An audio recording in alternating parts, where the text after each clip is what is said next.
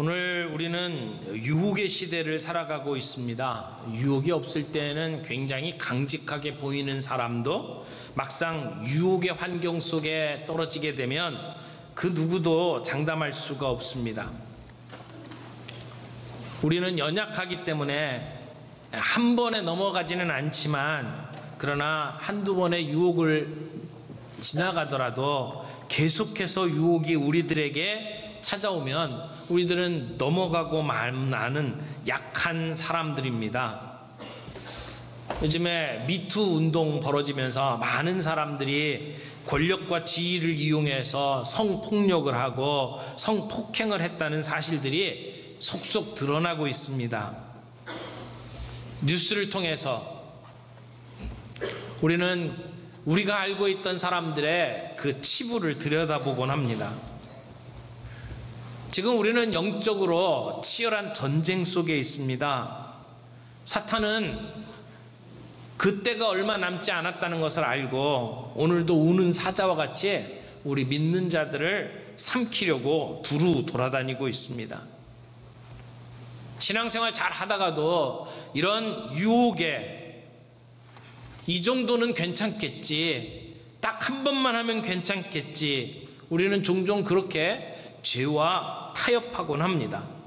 삼손의 이야기는 많은 복을 받았음에도 불구하고, 많은 권능을 받았음에도 불구하고 유혹에 속절없이 무너지는 실패한 지도자의 이야기입니다. 삼손은 나실인으로 태어났습니다. 태어날 때부터 구별되게 태어났습니다. 그에게는 사명이 있었습니다. 이스라엘 백성을 구원하라고 하는 사명, 그것 때문에 하나님은 삼손에게 강력한 힘을 주었습니다. 그 사명이 정말 중요했는데 삼손은 그 사명은 어디론가 잊어버리고 하나님이 주신 힘을 엉뚱한 곳에 허비합니다. 자기의 원수 갚는 일에 힘을 소비하고, 그리고 자기의 사랑을 위해서 그 힘을 사용합니다. 사명을 잃어버리면 유혹에 빠집니다. 오늘 16장 1절에 가면 삼손이 가사에 가서 한 기생을 보고라고 나옵니다. 삼손이 기생집에 들어갔다는 겁니다. 그냥 술 먹는 기생집이 아니고요. 여기서 말하는 기생은 매춘부를 가리키는 겁니다. 자기의 욕정을 해결하기 위해서 매춘부에게 갔다는 이야기죠. 삼손의 이야기는 세 명의 여인과 더불어 전개되는데, 첫 번째 여인은 결혼하려고 했다가 결국 결혼을 못한 여인이죠. 오늘 두 번째 여인은 매춘부입니다. 그리고 세 번째 여인이 나오는데 우리가 많이 알고 있는 드릴라라고 하는 여인이죠. 가장 치명적인 여인입니다. 이 드릴라에 대해서는 의견이 좀 분분합니다. 드릴라가 이스라엘 사람이냐 블레셋 사람이냐 분명하지 않습니다. 근데 삼손을 그렇게 꼬여가지고 그를 블레셋 사람에게 넘기는 것을 보면 블레셋 사람처럼 보여요. 그런데 삼손이 그 드릴라를 만난 장소가 어디냐면 소렉골짜기입니다. 소렉은 삼손의 그 고향이라고 할 수 있는 이 소라에서 약간 밑에 위치합니다. 그러니까 멀지 않아요. 그러니까 자기 사는 동네에 가까운 곳에 이 드릴라가 있었습니다. 그래서 어떤 사람들은 드릴라가 이스라엘 사람인데, 근데 돈의 유혹에 넘어가서 삼손을 팔아넘긴 것이다 라고 해석을 합니다. 만약 이 드릴라가 같은 이스라엘 사람이었다면 바로 얼마 전에 이 삼손을 밧줄에 묶어가지고 블레셋 사람에게 넘겨주었던 유다 사람들과 별반 다를 바가 없는 모습입니다. 같은 동족에게 배신을 당하고 그리고 팔려가는 삼손의 모습을 우리가 보게 되는 것이죠. 드릴라의 이름의 뜻에 대해서도 좀 의견이 분분합니다. 근데 재미있는 해석 하나는 이 드릴라가 밤의라고 하는 뜻을 갖고 있다는 거예요. 그러니까 뒤에 생략된 말을 같이 덧붙이면 밤의 여인 이렇게 해석을 할 수 있습니다.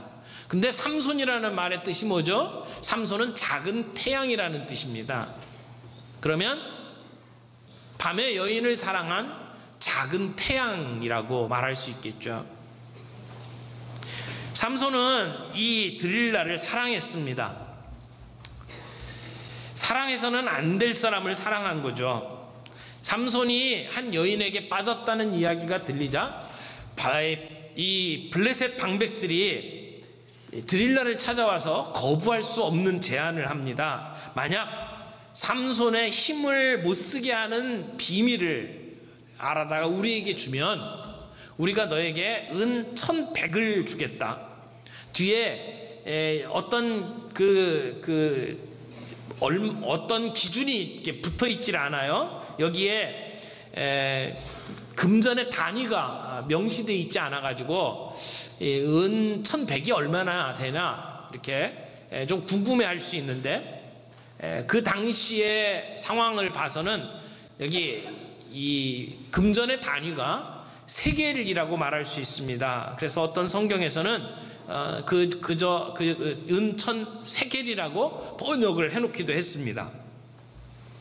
근데 이 세겔이 얼마나 되는지를 찾아보니까 IVP 성경 배경사전을 보면 이 노동자의 1년 임금이 10세겔이래요. 은 10세겔.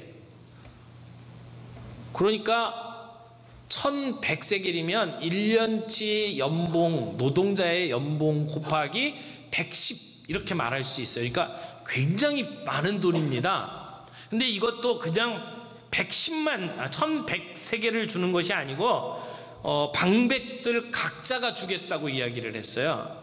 그 당시에 방백이 몇 명이나 되었을까요?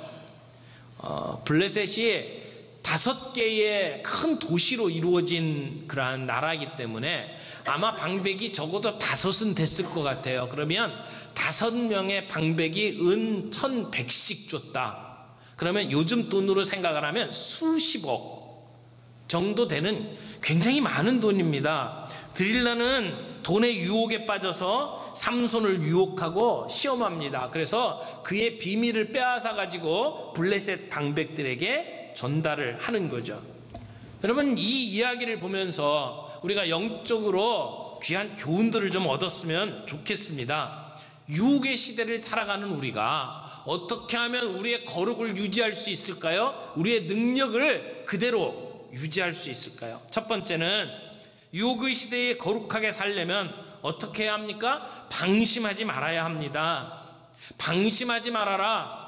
근신하라, 깨어라, 그런 말씀입니다. 우리의 신앙생활은 영적 전쟁입니다. 마귀가 우리를 유혹합니다. 무엇을 위해서? 우리의 거룩을 무너뜨리기 위해서. 삼손은 평생 나시린으로 살아가는 거룩한 사람입니다. 하나님께 바쳐진 사람입니다. 그런 삼손에게 다가와서 무엇을 빼내는 겁니까? 하나님이 그의 머리에 칼을 대지 말라고 그랬는데 그의 비결을 찾아내어서 그를 무너뜨리려고 하는 것입니다. 지난번 삼손 이야기하면서 우리도 나시린이라고 말씀을 드렸죠. 우리도 하나님께 우리의 일생을 바친 사람들입니다. 우리도 하나님 앞에 거룩한 사람으로 구별된 사람입니다. 척홀슨이라고 하는 분이 이런 얘기를 했어요. 우리가 거룩을 생각할 때 우리는 늘 거룩한 어떤 성자들, 아시시의 프란시스나 조지 물러나 테레사 수녀와 같은 사람들을 떠오르게 된다는 것이죠. 그러나 이런 대단한 성자들, 신비가들 또는 노벨상을 수상한 사람들, 그런 엘리트 그룹만이 누리는 것이 거룩이 아니라는 겁니다. 거룩은 모든 그리스도인들이 누려야 할 일상의 모습이다, 이렇게 이야기를 했어요. 맞습니다. 거룩은 모든 그리스도인들이 누려야 될 일상의 모습입니다. 여러분은 거룩하십니까? 여러분은 거룩하십니까? 이렇게 물어보면 나는 거룩하고는 거리가 먼 사람이에요. 나는 매일같이 직장 생활하고 세상에서 시장바닥에서 일하는 사람인데 내가 어떻게 거룩합니까? 그렇게 말하는 분들이 있어요. 내가 나중에 천국 가면 거룩해질지 모르지만 이 세상에서는 거룩하고 거리가 멉니다. 혹시 그런 생각을 갖고 계신 분이 있습니까? 하나님이 우리를 거룩한 자로 부르셨습니다. 언제부터? 창세전부터. 우리가 태어나기 전부터 하나님은 우리를 아들로 부르시고 거룩하게 만드셨습니다. 그래서 우리를 성도라고 부르십니다. 여러분, 우리가 실제로 거룩한 삶을 살고 있기 때문에 성도라고 부름받은 것이 아니라, 비록 우리의 삶 속에 힘들고 어려운 삶을 살아가며 우리가 거룩하지 못할 때도 많이 있지만, 그러나 우리 주님은 우리를 예수 그리스도 안에서 거룩한 자들로 불러주신 겁니다. 그리고 우리를 가리켜서 성도라고 말씀하십니다. 그래서 우리가 성전이라고 말하지 않아요. 너희 몸이 거룩한 성전인 것과 성령님께서 너희 안에 계신 것을 너희가 알지 못하느냐 말씀을 하십니다. 그러므로 오늘 우리는 우리의 몸이 성전이고 우리가 거룩한 분을 모시고 살아가는 사람이고 우리가 거룩하도록 부름받은 성도라고 하는 사실을 우리는 기억해야 합니다. 하나님은 거룩하지 않은 우리를 이 거룩하지 않은 세상에서 불러내셨습니다. 그래서 우리를 성도로 만드셨어요. 그리고 다시 우리를 거룩하지 않은 저 세상으로 보내셨습니다. 여러분의 영적 상황은 어떻습니까? 혹시 그렇게 방심하면서 살아가고 있지는 않습니까? 아직도 들릴라의 집 앞에서 서성이고 있지는 않습니까? 오늘 우리에게 긴급하게 들려주시는 하나님의 음성을 들어야 합니다. 근신하라, 깨어라. 너희 대적 마귀가 우는 사자같이 두루다니며 삼킬 자를 찾느니 너희는 믿음을 굳게 하여 저를 대적하라. 주님이 외치십니다. 근신하라, 깨어라, 방심하지 말아라. 우리가 유혹의 시대에 우리의 거룩을 지키려면 방심하면 안 됩니다. 두 번째로, 유혹의 시대에 거룩하게 살려면 자신의 정체성을 지켜야 합니다. 내가 누군지를 알고 내 힘이 어디서부터 오는지를 알아야 합니다. 삼손은 드디어 17절에 자기의 진정을 토합니다. 자기가 어떻게 하면 힘을 잃어버린지를 삼손은 드릴라에게 알려줍니다. 절대 알려서는 안 될 비밀을 누설을 하고 맙니다. 여러분, 삼손의 힘은 머리카락에 있는 것은 아니었습니다. 머리를 밀면 힘이 사라지고 머리가 다시 자라면 힘이 생겨나는 그런 기계적인 게 아닙니다. 머리카락은 상징이었습니다. 하나님과의 언약을 지키는 것의 상징입니다. 내가 나실인이고 내가 거룩한 존재이기 때문에 내 머리에 삭도를 대면 안 된다라고 하는 하나님과의 약속을 지켜나가는 그것이 머리카락이었습니다. 그런데 삼손은 그 거룩한 것을 농담처럼 여겼습니다. 자기의 그 지켜야 될 그 중요한 사실을 농담처럼 생각하고 그것을 아무것도 아닌 것처럼 드릴라에게 고백을 하고 맙니다. 자기가 나실인으로 살아가는 걸 포기하고서라도 그 여인과의 사랑을 이루겠다라고 하는 것이 삼손의 마음이었습니다. 그래서 결국은 그의 머리가 밀리고 그리고 힘을 잃어버립니다. 블레셋 사람이 왔다고 소리치니까 삼손이 벌떡 일어납니다. 그리고 자기가 힘이 있는 것처럼 나가서 싸우려고 합니다. 그러나 이미 그에게는 힘이 없어요. 여호와께서 자기를 떠나신 줄을 삼손은 깨닫지 못했습니다. 여러분, 구약 성경에 이처럼 슬픈 장면이 어디에 있습니까? 하나님의 사람이 나실인이 힘을 잃어버렸습니다. 더 이상 능력을 발휘할 수가 없습니다.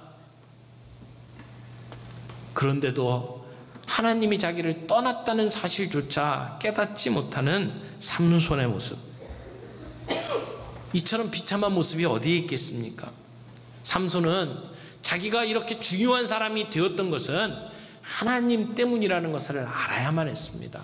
자기에게 이 놀라운 힘이 있었던 것이 하나님 때문이라고 하는 사실을 알아야만 했습니다. 하나님이 아니면 어림도 없는 일이었습니다. 하나님이 떠나시면 지금까지 내가 가지고 있던 모든 것들이 아무것도 아니라는 것을 알아야 했습니다. 시편 43편에 보면 나의 힘이 되신 하나님이라고 표현을 합니다. 우리가 찬양을 하면서 나의 힘이 되신 여호와여 내가 주를 찬양하나이다 고백하지 않습니까? 우리의 힘은 하나님으로부터 오는 것입니다. 삼손이 그 사실을 놓쳤습니다. 그래서 결국은 두 눈이 뽑힙니다. 여러분, 고대 근동 지역에서는 승리한 사람이 패한 사람의 이런 잔인한 형벌을 내리곤 했습니다. 그래서 유다의 마지막 왕 시드기야도 느부갓네살에게 잡혔을 때 두 눈이 뽑혔습니다.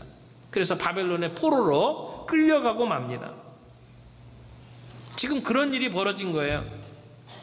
왜 하나님은 삼손의 눈이 뽑히도록 두셨을까요? 어쩌면 삼손이 타락한 것은 눈으로부터 시작했던 것 같아요. 보는 데서부터, 그 눈으로부터 시작이 되었습니다. 결국은 그 눈이 뽑히고 말았습니다. 그리고는 맷돌을 돌립니다. 삼손과 드릴라라고 하는 영화에 보면 삼손이 굉장히 큰 맷돌을 이렇게 소가 밀고 가는 그 맷돌을 삼손에게 이렇게 밀게 만들죠. 근데 성경에 나오는 맷돌은 그 표현이 여인들이 이렇게 사용하는 맷돌입니다. 그러니까 크지 않은 거죠. 삼손이 두 눈이 뽑힌 상태에서 어떤 맷돌을 돌렸을까? 저는 작은 맷돌, 그냥 작은 맷돌을 옥에서 이렇게 돌리고 있는 모습을 상상을 해봅니다. 그거 얼마나 처량합니까? 삼손의 추락. 여러분, 유혹의 시대에 거룩하게 살려면 내가 누군지를 알아야 되고 내가 가지고 있는 것이 어디로부터 왔는지를 알아야 합니다. 하나님이 무엇 때문에 나에게 재물을 주셨고, 하나님이 나에게 무엇 때문에 이 아름다움을 주셨고, 하나님이 무엇 때문에 나에게 건강을 주셨는지를 우리는 알아야 합니다. 하나님이 없어지면 그 모든 것이 아무것도 아니라고 하는 사실을 우리는 알고 해요. 우리의 삶 속에 내가 누군지 그 정체성을 놓치지 말아야 합니다. 세 번째, 유혹의 시대에 거룩하게 살려면 사명을 되찾아야 합니다. 삼손은 죽기 직전에 사명을 되찾았습니다. 삼손이 사명을 망각하게 되자 여자에게 빠져버린 것처럼 우리도 사명을 망각하면 쓸데없는 곳에 우리의 힘을 쏟곤 합니다. 정말 우리가 배우고 우리가 터득해 살 수 있는 일이 정말 많은데 우리는 그 힘들을 엉뚱한 일에 낭비하면서 살아갑니다. 그래서 사명이 중요합니다. 여러분, 사명을 잃어버리면 우리가 가지고 있는 것을 정말 엉뚱한 곳에 허비하게 된다는 것을 잊지 말아야 합니다. 힘은 있는데 사명이 없는 사람, 사명이 없는데 재물만 갖고 있는 사람, 얼마나 위험한 사람입니까?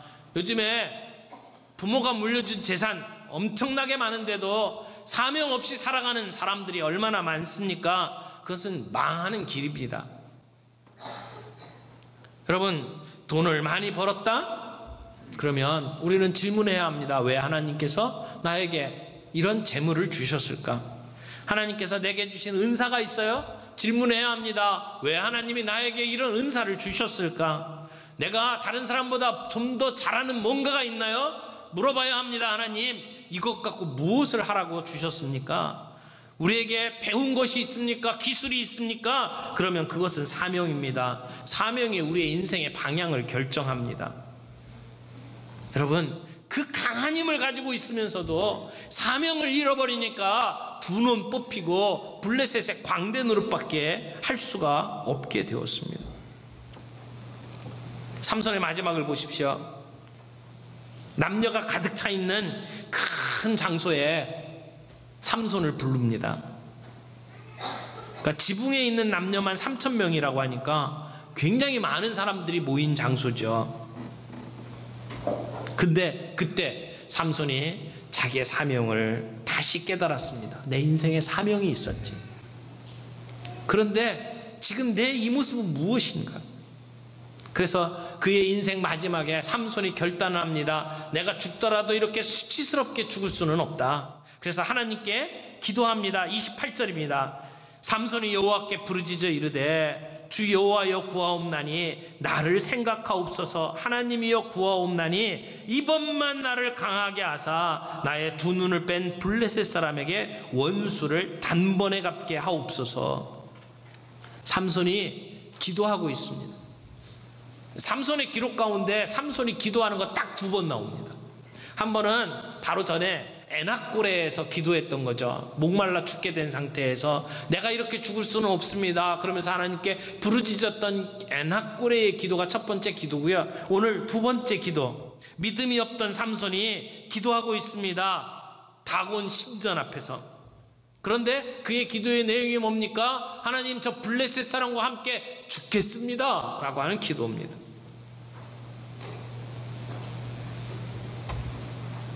기도를 하면서 삼손은 하나님의 이름을 3가지로 부르고 있어요. 28절에 보면 주님이라는 말이죠. 내 영혼을 주장하시는 분이 주님입니다 라고 하는 얘기예요. 주 여호와라고 하는 말은 다른 성경에서는 또 야훼라고 번역하기도 하죠.